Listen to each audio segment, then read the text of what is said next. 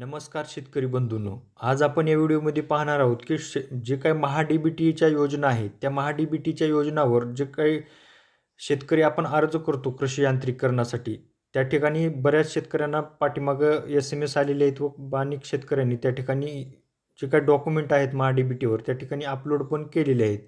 परंतु शेतकऱ्याच्या मनामध्ये डॉक्युमेंट अपलोड केल्यानंतर असे वेगवेगळे अनेक प्रश्न आहेत की वस्तू त्या ठिकाणी डॉक्युमेंट अपलोड केल्यानंतर दुसरी वस्तू घेता येऊ शकते का? पूर्वसंमती मिळाल्याच्या नंतर किंवा जर एखाद्या शेतकऱ्याने ट्रॅक्टरसाठी अर्ज केला असेल, तर ट्रॅक्टरसाठी अर्ज केल्यानंतर त्या ठिकाणी आपल्याला दुसऱ्या कंपनीचा ट्रॅक्टर घेता येऊ शकतो का? किंवा जास्त कॅपॅसिटीचा ट्रॅक्टर घेता येऊ शकतो का? जो काही अर्ज मंजूर झालेला आहे त्याच्यापेक्षा. आता वस्तूची कॅपॅसिटी आपण बदल करू शकतो का? किंवा समजा एखादे बॅटरी ऑपरेटेड स्प्रे पंप लागलेला असेल किंवा इंजिन ऑपरेटेड स्प्रे पंप लागलेला असेल, तर त्या वस्तूची आपल्याला कॅपॅसिटीमध्ये बदल करता येऊ शकतो का? असे अनेक शेतकऱ्यांच्या मनामध्ये प्रश्न आहेत. परंतु हे आपल्याला खरंच बदल करता येऊ शकतात का? आणि आपण पूर्वसंमती मिळाल्यानंतर त्या ठिकाणी जे काही डॉक्युमेंट आहेत, ते डॉक्युमेंट अपलोड केल्याच्या नंतर आपल्याला त्यामध्ये बदल करता येऊ शकतो का?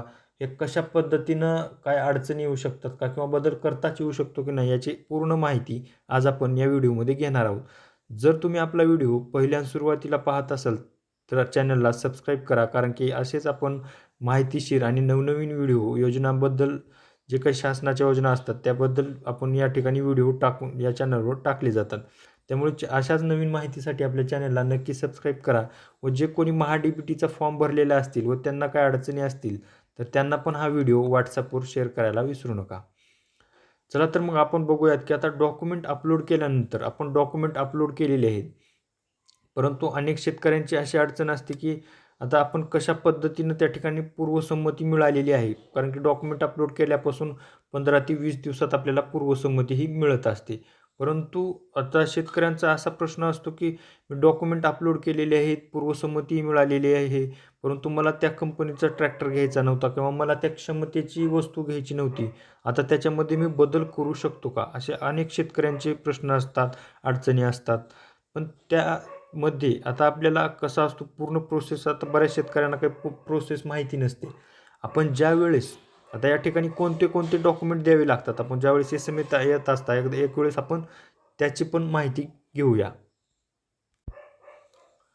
आता या ठिकाणी बघा की आपल्याला डॉक्युमेंट जे आधार कार्ड आणि बँक पासबुक हे तर कंपल्सरीच आहे. आता या ठिकाणी आहे जे आपल्याला वस्तू घ्यायची असते त्या वस्तूचं आपण कोटेशन त्या ठिकाणी देत असतो. आता कोटेशन म्हणजे काय, तर त्या वस्तूचं जे काही बिल आहे, त्या वस्तूची कोणत्या कंपनीची वस्तू आहे, ते काय त्या कंपनीचं नाव काय आहे, त्या कंपनीची अंदाजित किंमत किती आहे, त्याला आपण कोटेशन म्हणत असतो.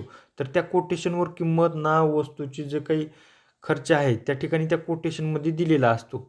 आता दुसरा आहे टेस्ट रिपोर्ट. आता टेस्ट रिपोर्टमध्ये काय असतं, तर त्या कंपनीला जे काही शासन जे काही गव्हर्नमेंट आहे, गव्हर्नमेंटकडून मान्यता मिळाली आहे की ती कंपनी शेतकरी वापरू शकतो. त्याला म्हणजे टेस्टिंग करून ती पूर्ण कंपनी सर्टिफाईड होत असते. यालाच आपण टेस्ट रिपोर्ट त्या ठिकाणी म्हणत असतो. म्हणजे त्या कंपनीची क्षमता की त्या घेत असलेल्या वस्तूचा टेस्ट रिपोर्ट जो आहे, त्या टेस्ट रिपोर्टमध्ये त्या कंपनीची डिटेल तसेच त्या कंपनीची कॅपॅसिटी किती आहे, ही सर्व माहिती त्या ठिकाणी टेस्ट रिपोर्टमध्ये दिलेली असते. आपण पहिल्यांदा सुरुवातीला डॉक्युमेंट अपलोड करत असता या ठिकाणी कोटेशन आणि टेस्ट रिपोर्ट. त्यामुळे ती वस्तू काय आहे, काय नाही सर्व वस्तूची माहिती घेऊनच त्या ठिकाणी आपल्याला पूर्वसंमती ही मिळत असते. आणि दुसरं म्हणजे शपथपत्र देत असतो आपण. जे काही पहिल्यांदा सुरू डॉक्युमेंट अपलोड करत असतो त्या ठिकाणी शपथपत्र पण लिहून दिलं असतं आणि शपथपत्रामध्ये पण वस्तूचा उल्लेख असतो की मी या कंपनीची वस्तू घेत आहे आणि त्या वस्तूची मी काही पुढचे 3 वर्ष विक्री करणार नाही, त्या वस्तूचा फायदा करून घेईन अशी आपल्याला पहिल्यांदा सुरू डॉक्युमेंट अपलोड करत असताना त्या ठिकाणी दिलेले असते. यामुळे आपण कोटेशन वेगळ्या कंपनीचं टेस्ट रिपोर्ट अपलोड केल्यानंतर पुन्हा पूर्वसंमती मिळाल्यानंतर आपण त्या ठिकाणी बदल करू शकत नाही. का बदल करू शकत नाही? कारण की आपण टेस्ट रिपोर्ट आणि कोटेशन हे अपलोड केलेलं आहे. आता संमती मिळाल्यानंतर आपण जर वस्तू बदलून घेणार असू तर ते योग्य नाही. कारण की आपल्याला संमती कशावर मिळालेली आहे, जे कोटेशन अपलोड केलेलं आहे आणि टेस्ट रिपोर्ट अपलोड केला आहे हे पडताळणी करूनच आपल्याला त्या ठिकाणी गव्हर्नमेंटचे जे काही अधिकारी असतात किंवा कृषी अधिकारी असतात यांनी आपल्याला संमती ही दिलेली असते. त्यामुळे संमती ज्या गोष्टीला मिळालेली आहे त्याच वस्तूची आपण खरेदी करावी लागते असा नियम आहे. आणि त्यानंतर वस्तूची खरेदी केल्यानंतर तर काही शेतकरी दुसरंच बिल अपलोड करतात किंवा काय होतं असं करून. तर आपण जर पक्कं बिल दुसरं अपलोड वस्तू घेऊन खरेदी करून जर बिल अपलोड केलं, तर ते अपलोड केल्याच्यानंतर पुन्हा फिजिकल तपासणीसाठी दुसरे अधिकारी त्या ठिकाणी येत असतात व ते अधिकारी आल्यानंतर आपल्या त्या ठिकाणी वस्तूची तपासणी तसेच जे काही डॉक्युमेंट अपलोड केलेले आहेत, त्या डॉक्युमेंटची पण तपासणी त्या ठिकाणी होत असते.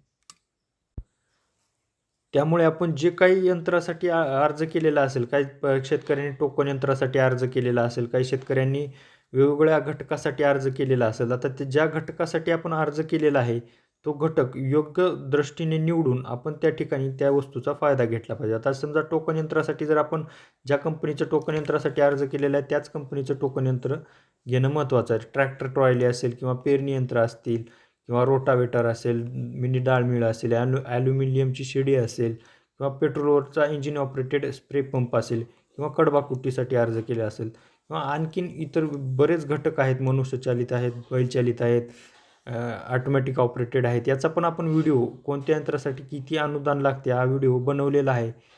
तो चॅनलवर सुद्धा उपलब्ध आहे. चॅनलच्या लोगोवर क्लिक करून आपण त्या ठिकाणी सर्व व्हिडिओ टाकलेले पण पाहू शकता. त्यामुळे असा बऱ्याच शेतकऱ्यांचा प्रश्न होता म्हणून या ठिकाणी आपला हा व्हिडिओ बनवण्यात आलेला आहे.